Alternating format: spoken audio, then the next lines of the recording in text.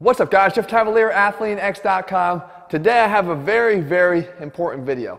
This video covers what I feel is one of the biggest mistakes that we make as lifters, especially beginner lifters, in those formative years when we first start to touch the weights. And it also continues to happen, and it gets worse the more advanced we become. So it really does affect all of us, and that is we're kind of screwing up with our infatuation with heavy weights.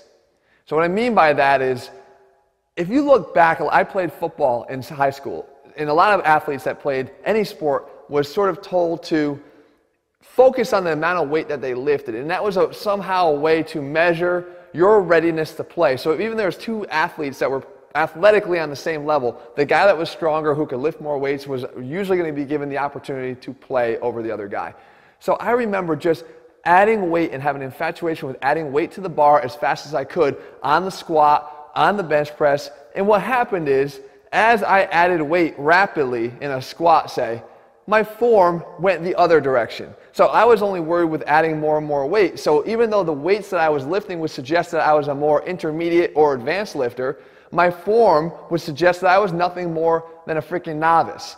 And if you build your foundation on that same fallacy, if you're kind of lying to yourself that you really think you're lifting more than you are because you're tricking yourself with bad form and cheating techniques and everything else, I promise you, you're not going to get the results that you want. So here's what we need to do.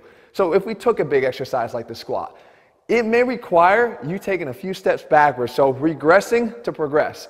If we took a squat and we focus on, let's say, where we shift the load in here, I can tell you what I did for the most part. With my bad knees, I'm sitting here and loading up these tendons here in my knees, loading them up. And they were basically meant to handle a lot of weight, but that doesn't mean that they could actually do that safely. So I was kind of crippled with bad patellar tendonitis because I relied so much on that instead of actually loading up the quads on the exercise. So if I had the quads working here and they were what was supporting me as I went down into the squat, well, now I actually have an opportunity to build bigger quads and stronger quads, not relying on tendon strength.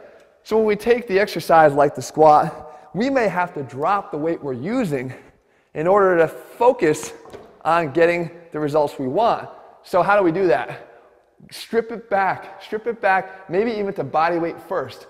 And if you could command a body weight squat with good form and get all the way down to parallel and be able to hold that and command that, then you start adding weight to the bar. So here, if I were to go down, I don't want to just be able to get down in the position, I want to be able to hold the position. So I get down to the bottom, all the way here, I have a pause squat, I can come out of the hole and up and out of it, okay? I go back down again, here, all the way down to parallel, I can hold it, I can come out of the hole, and I can come up again. And we want to ingrain that and use that as our metric of knowing that we actually can command that weight. And only if I can continue to demonstrate the proper form should I be allowed to add weight.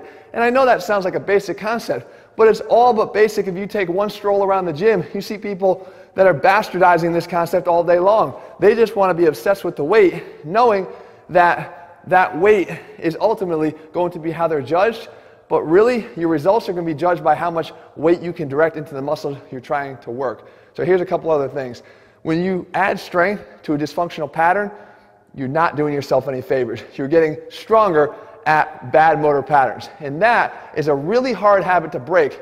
So I told you guys, as you get to be more advanced, this is a lot more of an ego burst to your ego. Not a boost, an ego burst, because you have to accept the fact that you might have to step back a long way to get to the true weight that you can actually handle in good form and then work yourself back up. But I promise you, it's going to be the most useful advice you're ever going to get.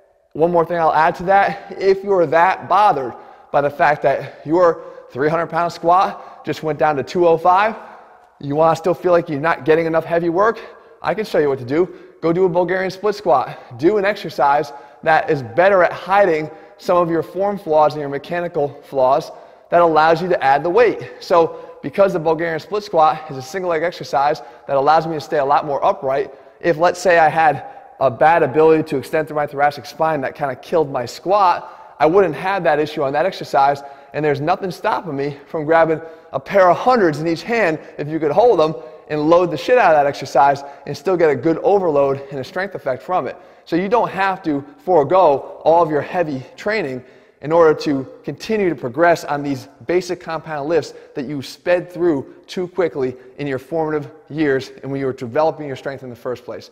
Regress to progress. All right, guys, I hope you found that helpful. Again, it's very, very truthful information, and it's not something you ever want to ignore.